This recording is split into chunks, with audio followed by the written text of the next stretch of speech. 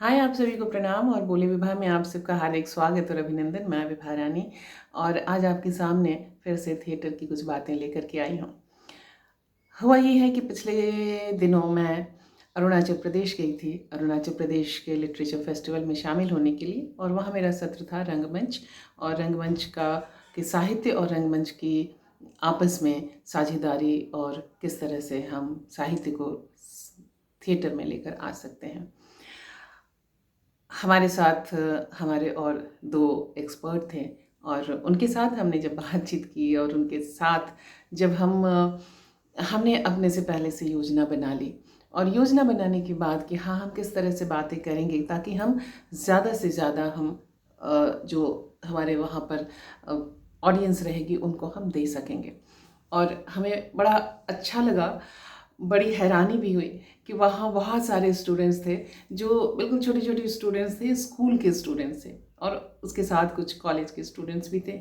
फिर जो थिएटर में काम करने वाले रिसर्च स्कॉलर्स हैं वो भी थे, और बहुत बड़े और अलग अलग साहित्यकार भी थे, लेखक भी थे, लोग भी थे। एक अच्छा जमावड़ा था, और उस अच्छे जमावड़े के बीच एक थिएटर, जो मैं हमेशा कहती हूँ कि थिएटर हमेशा चैलेंजिंग होता है और हमेशा अनप्रेडिक्टेबल होता है।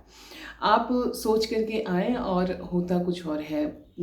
उसी तरीके से जैसे हम लोग सोच करके आए थे कि हम इन इन विषयों पर बात करेंगे, इन इन विषयों को छुएंगे। लेकिन जब वहाँ इस तरह का मिक्स्ड क्राउड देखा हमने, तो हमने फिर अपनी स्ट्रैटेजी उसी समय हमने वहाँ पे चेंज की। और ये थिएटर का एक बहुत ही सहज स्वरूप होता है। और मैं जब थिएटर की ट्रेनिंग देती हूँ, वर्कशॉप लेती हूँ, या theatre based training, corporate training देती हूँ, तो लोग मुझसे यही कहते हैं कि आप अपना पीपीटी भेज दीजिए। मैं कहती हूँ कि मैं पीपीटी नहीं बनाती हूँ, क्योंकि मैं कोई भी अपना डिज़ाइन पहले से तैयार नहीं करती हूँ। मैं डिज़ाइन तब तैयार करती हूँ जब मैं वहाँ पार्टिसिपेंट्स को देखती हूँ और उनके साथ थोड़ी सी बातचीत करती हूँ, और उनकी बातचीत करने से मुझे एक आइडिया आता है कि मैं अब इन्हें किस नाव पर लेकर के चलूं जहां ये अच्छे से उस पर सेलिंग कर सकें, और मैं जो देना चाहती हूं उसे वो रिसीव कर सकें, और वो जो चाहते हैं उनकी जो अपनी अपेक्षाएं हैं, जो मेरे लिए ज़्यादा इम्पॉर्टेंट है, वो हम उन्हें दे सकें। और यही इस बार भी हमने किया कि जो छोटे छोटे बच्चे थे और उनके साथ भी हमने साक्षात्कार किया, उनके साथ भी हमने छोटी छोटी बातचीत की। और जो बड़े थे उन्हें भी हमने वो टूल दिए, हमने उनके साथ जो उनके सवाल थे उन सवालों के जवाब भी देने की कोशिश की। और अरुणाचल प्रदेश की एक खास बात जो मैंने यहाँ नोट की कि यहाँ लोक संस्कृति और जनजातीय संस्कृति है। तो जनजातीय संस्कृति की अपनी कहानियाँ हैं, अपने अपनी लोक कथाएँ हैं, अपने रीति रिवाज हैं, अपने अपने कल्चर हैं। और ये जैसा कि इस ग्लोबलाइजेशन में एक और कंज्यूमरिज्म में एक बात हो रही है कि हम सभी इस बात के लिए परेशान हैं, जो जहाँ है कि हमारी अपनी चीज़, हम अपने रूट से अलग होते जा रहे हैं। थोड़ी सी ये चिंता हमें यहाँ भी लोगों में दिखी कि उन्हें लग रहा है कि ये जो कंज्यूमरिज्म आ रहा है, ये ग्लोबलाइजेशन आ रहा है, इस कंज्यूमरिज्म और ग्लोबलाइजेशन के कारण हमारी चीज़ें कहीं बैकफुट पे जा रही हैं। हमारी भाषा, हमारा लोकाचार और हमारी बहुत सारी चीज़ें जो मूल है।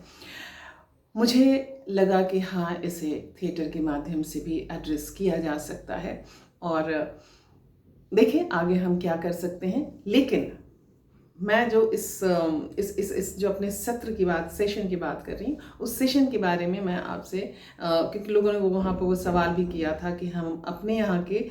फोक डांस और फोक सॉन्ग को थिएटर में कैसे लेके आ सकते हैं। तो मैंने ये कहा कि फोक डांस और फोक थिएटर, फोक डांस और folk songs and folk tales अगर आपके पास हैं, तो आप उसमें हर चीज़ एक्सप्रेस कर सकते हैं। उसको माध्यम बना करके आप मॉडर्न एलिमेंट भी उसमें दे सकते हैं, और जो आपका ट्रेडिशनल है उस ट्रेडिशनल एलिमेंट्स को भी आप लेकर के आ सकते हैं। और कई बार ये हो सकता है कि जो आपका ट्रेडिशनल एलिमेंट्स है और जो मॉडर्न एलिमेंट्स है, दोनों को मिला करके आप एक अच्छी प्रस्तुति, एक अच्छा प्रेजेंटेशन आप दे सकते हैं। और बिलीव मी कि जब हम लोग के माध्यम से चलते हैं, लोग के माध्यम से हम जाते हैं, तो इस फोक का अपना एक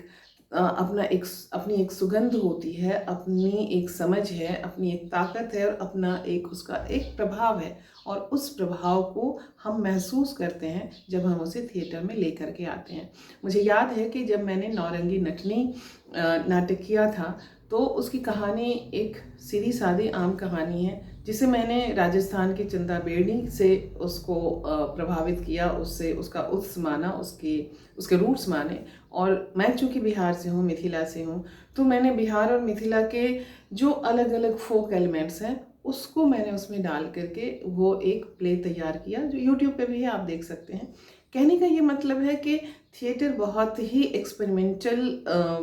एलिमेंट है, विधा है, और आप उसमें किसी भी तरीके से एक्सपेरिमेंट कर सकते हैं। आप उसमें जो भी लिखा हुआ है, बल्कि एक समय था कि मैं कहती थी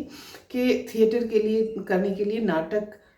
फुल फ्लेजेड एक पर्टिकुलर नाटक का होना बहुत ज़रूरी है। पर आज मैं समझती हूँ और आज मैं कहती हूँ और मैं एक्सरसाइज भी करती हूँ कि थिएटर के लिए आपके पास कुछ भी, जो कुछ भी है, जो कुछ भी लिखा हुआ है, अगर एक अखबार की कतरन भी है, एक रिपोर्ट भी है, हम उसे भी थिएट्रिकली प्रस्तुत कर सकते हैं। बस कैसे करना है ताकि हमारी ऑडियंस हमसे जुड़े और ऑडियंस को हम वो चीज़ दे सकें जो ऑडियंस को चाहिए।